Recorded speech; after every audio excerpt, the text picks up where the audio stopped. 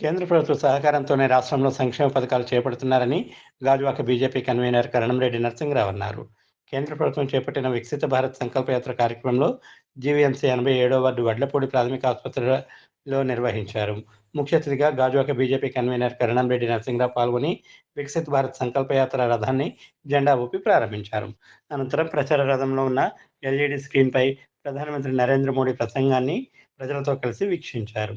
ఈ సందర్భంగా మాట్లాడుతూ అర్హులందరికీ కేంద్ర పథకాలు అందేలా చేయడమే వికసిత్ భారత్ సంకల్పయాత్ర లక్ష్యమని, 4 కోట్ల మంది పేద ప్రజలకు ఇళ్లు నిర్మించిన గొప్ప నాయకుడు అని కొనియాడారు.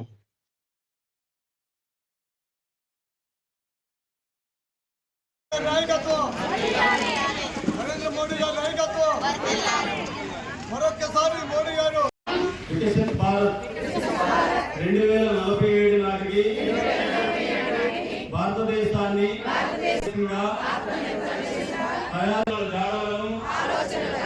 పూర్తిగా విడనాడుతాను.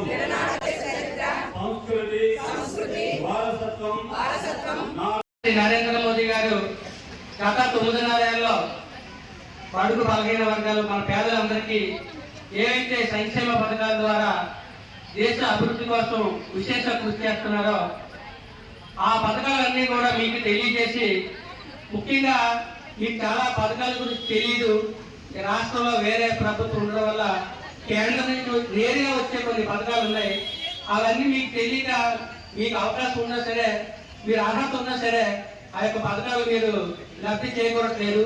అందుకే ఈ వికసిత్ భారత్ సంకల్ప యాత్ర ద్వారా ప్రధానమంత్రి శ్రీ నరేంద్ర మోదీ గారే ఆ యొక్క డిజిటల్ స్క్రీన్ మీద భారతదేశంలో ఉన్నటువంటి పేదల కోసం ఏ ఏ పథకాలు అవలంబిస్తున్నారు అవన్నీ కూడా మీకు చేరే విధంగా మీకోసం ఈ యొక్క ప్రోగ్రాం ఏర్పాటు చేయడం జరిగింది. దయచేసి మీటింగ్ అయిన తర్వాత గవర్నమెంట్ అధికారులు మీకు ఏవైతే 5 లక్షల రూపాయలు ఉచిత మెడికల్ కార్డు ఉందో, ఆయుష్మాన్ భారత్ కార్డు చాలా మంది ఆర్పీలు కూడా లేవని తెలిసింది. వెంటనే మా స్టాఫ్ ఇక్కడే తయారు చేసి మీకు 5 నిమిషాల్లో కార్డు అందజేయడం జరుగుతుంది. అది ఆరోగ్యం అయితే కేవలం ఇక్కడ మన ఆంధ్రప్రదేశ్ మాత్రమే పనిచేస్తుంది. అదే ఆయుష్మాన్ భారత్ కార్డు ఉంటే మీరు పక్క రాష్ట్రం హైదరాబాద్ లో కానీ, అటు తమిళనాడు చెన్నైలో కానీ, కర్ణాటకలో కానీ, భారతదేశ వ్యాప్తంగా ఏ రాష్ట్రంలో ఉన్నా సరే 5 లక్షల రూపాయల వరకు ఉచితంగా వైద్య సదుపాయం పొందవచ్చు. ఇంట్లో నలుగురు ఉంటే నలుగురు 4 కార్డులు తీసుకోవచ్చు.